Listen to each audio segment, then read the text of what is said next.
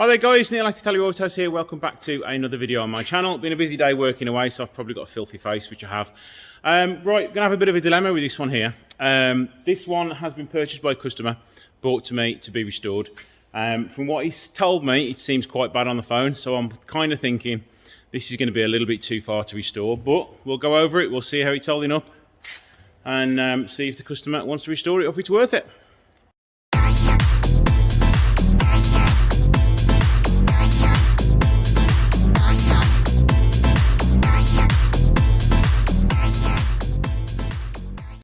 Now we've got a year 2000 Zoe yellow Cloverleaf.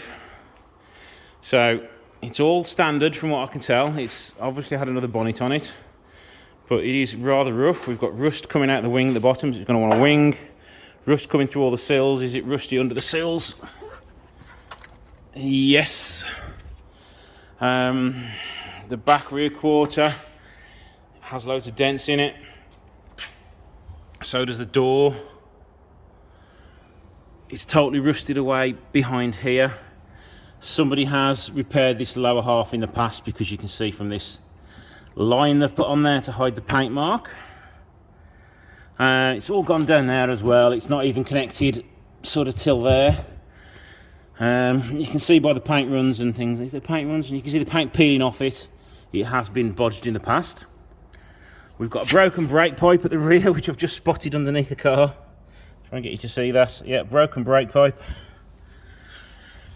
Let's carry on round.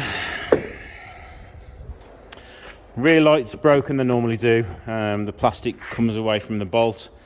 This has been repainted at some point because you can see the run in it, and there's a line across there as well where it's been painted. Damage on the rear bumper, damage on the light.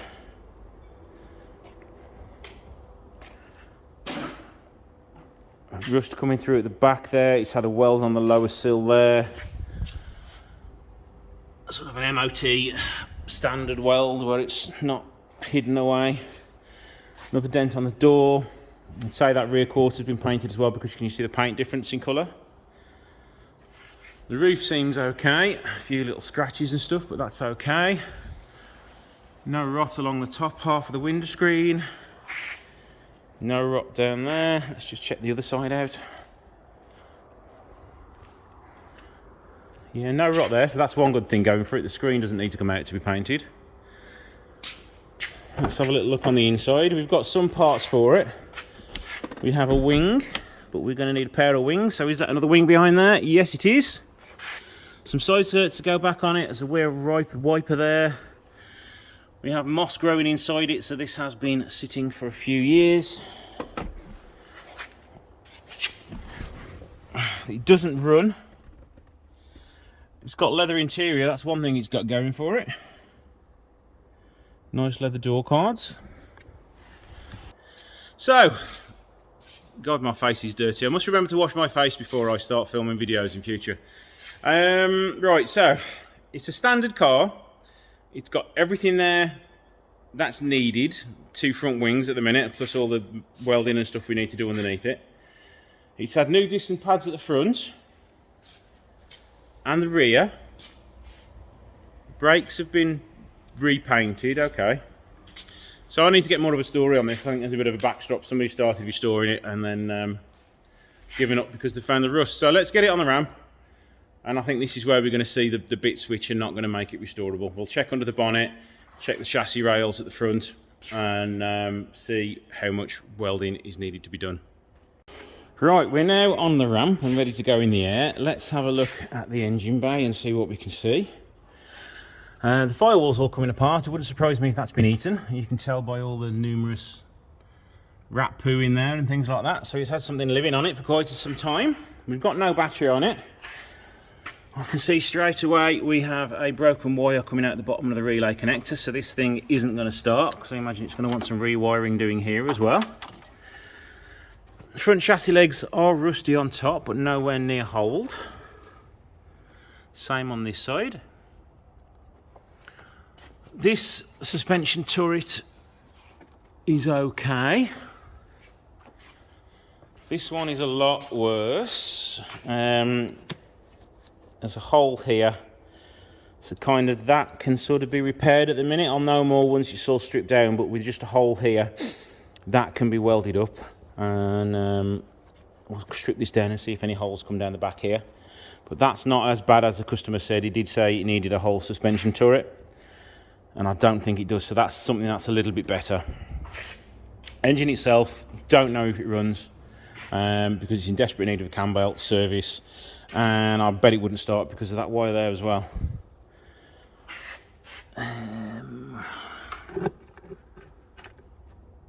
Yeah, numerous oil leaks around it.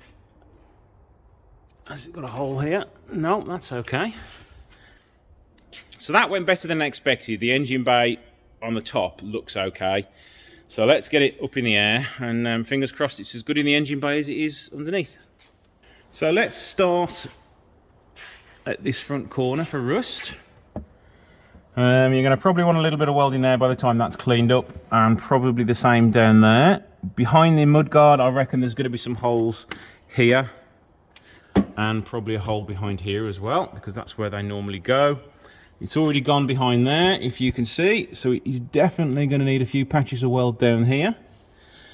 It's going to want a new shocker because they're rusty. Spring, I'll probably say springs as well because of how old the car is, and it's also got that anti-compressor thingy-majiggy rubbery thing there, which is means that that's going to be a really hard ride. Rust, dents, faded paint, bad repair work, you name it, this car's got it. Nothing really to see there. Let's carry on around to this front side. There's a hole there, little tiny hole. It's rusty around there. Yeah, it's going to want some more welding here. There's no brakes on this car at all because it's got no flexible brake hose there. Again, probably rust behind there, so we'd have to strip all that down. That wing is completely rotten as well. It's all been crushed behind here, and I can feel a hole, so that's going to need a repair there as well. So let's get this more up in the air, and let's scare ourselves at how bad it's going to be underneath. The first time I'm looking at it, it's the first time you're going to see it as well. Oh, I don't think you guys are going to want to see this, but I'm going to have to. Right, this sill is completely gone all the way along here. It's gone all the way up there as well, so that's inner sill as well, so the floor interior is going to have to come out. It's gone all up here. You can see how much I'm moving that with my finger. That's all rotten all the way along. It's all coming off. We've got a hole here. There's probably going to be more by the time I clean that up there as well. All the way back here. It's not holed, but it's quite bad. It's got no exhaust on it either.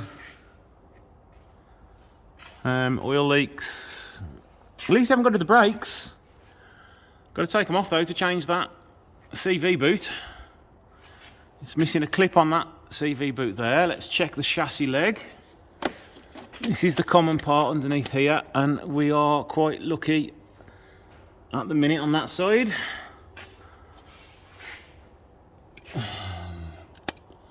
It's not that bad. I mean, to get rid of the rust, the engine's got to come out. The customer is assuming that that's going to be needed to be done anyway. All rotten up there. There's nothing basically left here.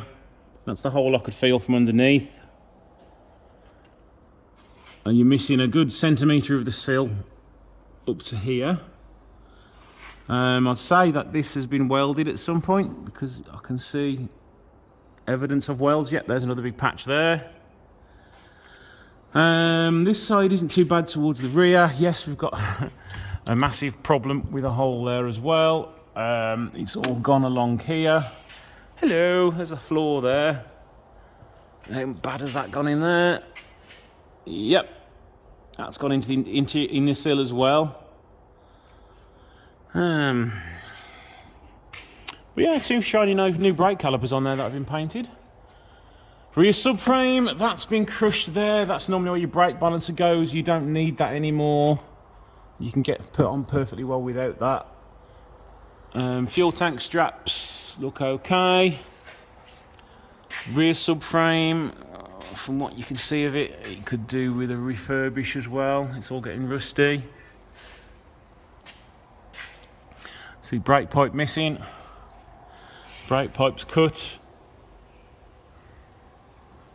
So yeah, this has been sort of a partial restoration. It had new handbrake cables as well. It's had new handbrake cables as well. Now it's weird that they've gone and done the brakes. I think that's weird anyway, because you've got visibly, you can see there's loads of rust on it. And I would personally leave those till last, because you've got a whole lot more to spend on the bodywork. I'm sure the customer might fill me in on that, on whether he's bought it like it or he's done it himself. I've just noticed this CV boot up here is also gone. Wishbones, yeah, they're going to get new ones anyway if it's been restored. Is that that's a manual strap? I don't know what that's there for. That's not an earth strap, because that's made of nylon or whatever it is. Engine underneath, we have oil leaks.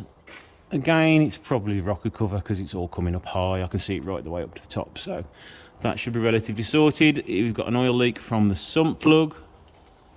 It's going to want a complete exhaust, but from what I remember seeing on eBay when I restored mine, there are some cheap ones, but to be honest, when I restored my 145 3 years ago, the exhaust, I think I had a nearly new one in stock, so I used that. I remember looking on eBay and there was a few for the 1.8 and 1.6s for about £100, but none for the 2 litres. So what I'll probably do is take it to MIJ, the exhaust place near me, and get the exhaust made up for it, if that was the case. We get to that point. Let's just check the back of the wheel well. Rusty, but solid still. So, what do you guys reckon? I know the customer's going to be watching this first, so he's going to have first approval on this. My opinion is it's salvageable if you want to put enough money into it, but it's borderline needing a full restoration. And only the customer can decide on that, but you're going to want to spend £3 on the paintwork to get a good respray on it. You're going to want probably a minimum of 1,500 quid welding. This is me guessing in my head.